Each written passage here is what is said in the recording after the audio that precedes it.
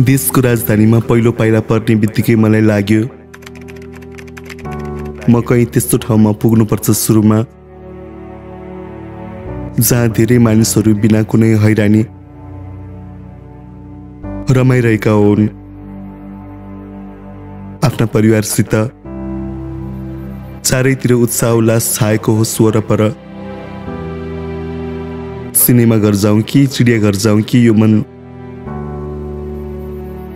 दोमन भइरहेको थियो। यस्तो स्थितिमा हिँड्दै गर्दा जाउलाखेल पुग्दै गर्दा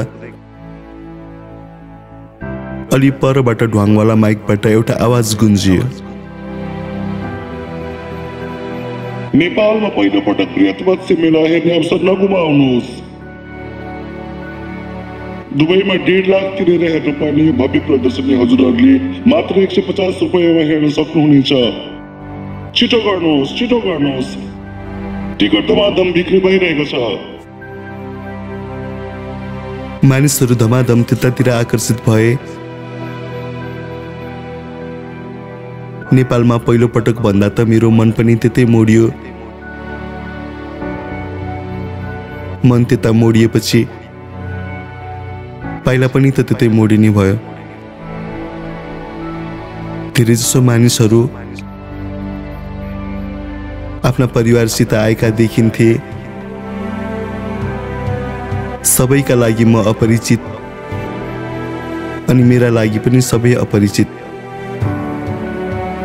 कता कता मनमा खल्लो लागिरहेको थियो। सबैले मैले भन्दा फरक किसिमको कपडा लगाएका थिए।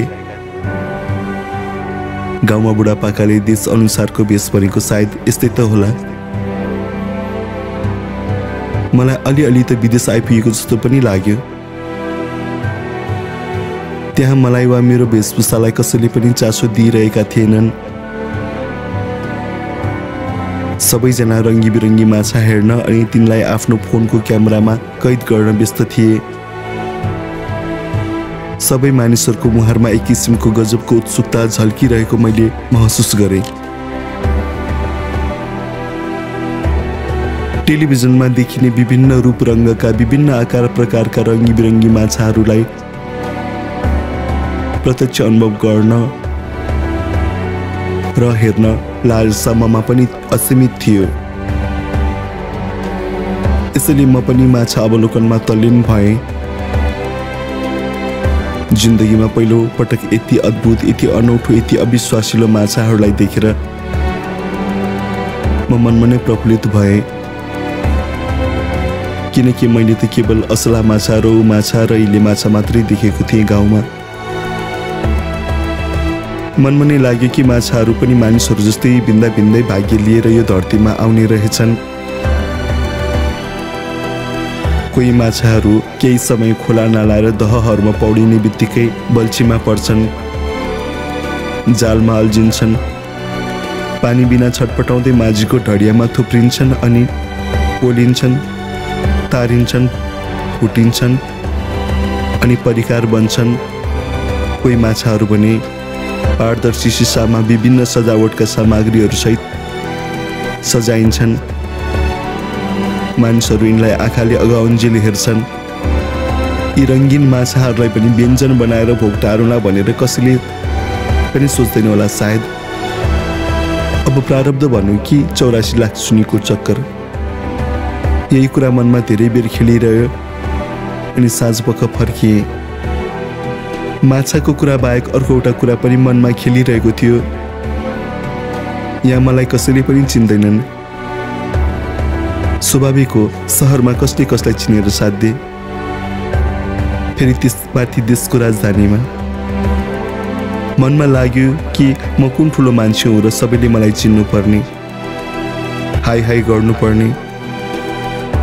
न म नेता न त अभिनेता, आखिर केही पनि त होइन। तर म यहाँ प्रगति गर्न आएको मान्छे। एक किसिमले भन्नुपर्दा म लाखौं लाख मान्छेहरूको भिडमा आफ्नो भाग्यको परीक्षा दिन आएको मान्छे, तर एक्लो मान्छे। त्यसैले म मानिसहरूबीच जति धेरै परिचित हुन्छु उति धेरै उन्नति प्रगतिको नजिक छु भन्ने लाग्छ। अर्को दिन आफ्नो वेशभूषा केही परिवर्तन गरेर त्यही ठाउँमा गएँ। विभिन्न जात जाति तथा भाषा धर्म मान्ने मान्छेहरूको भिड थियो।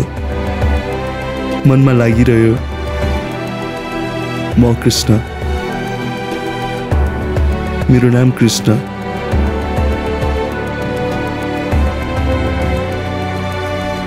कमसेकम एउटा गुण त म भित्र हुनै पर्छ, नत्र मेरी हजुरआमाले मेरो नाम कृष्ण राखिदिनु भएको व्यर्थ हुन्छ। मनमनै आफ्नो आराध्य देव भगवान श्रीकृष्णलाई सम्झे। आफ्नो साथीहरूमध्ये सबैभन्दा पछाडि परेको म। मेरो अगाडि केवल 2टा बाटा छन्, कि त गरी खानु कि त मरिजानु।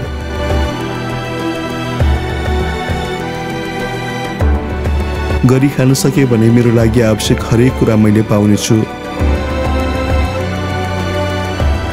संसार मेरो हुनेछ। मरिगएँ भने त के कुरा,